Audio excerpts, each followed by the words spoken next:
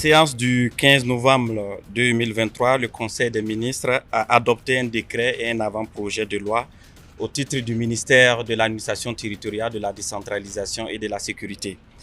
Il s'agit de l'avant-projet de loi portant conditions d'entrée et de séjour des étrangers, de sortie des nationaux et des étrangers du territoire national.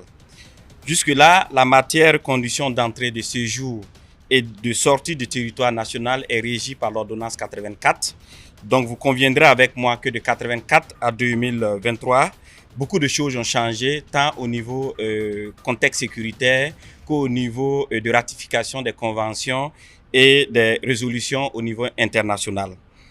Ainsi, l'adoption de cet avant-projet de loi vise non seulement à permettre aux forces de police de prendre les mesures idoines de contrôle aux frontières qu'exige le contexte sécuritaire actuel, mais aussi d'internaliser les différentes conventions et résolutions internationales.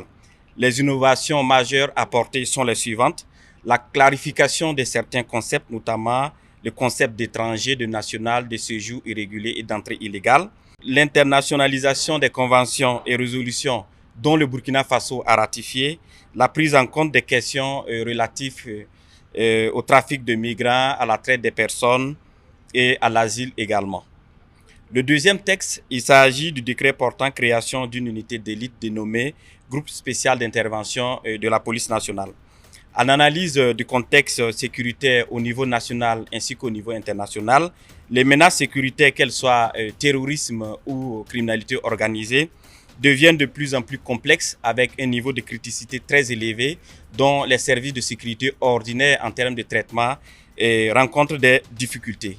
Alors, il s'est agi pour le Conseil de mettre en place une unité spéciale d'intervention au niveau de la police nationale afin qu'elle puisse apporter une réponse efficace et opérationnelle à tout type de menace de sécurité intérieure, quelle qu'en soit sa nature et quelle qu'en soit son origine.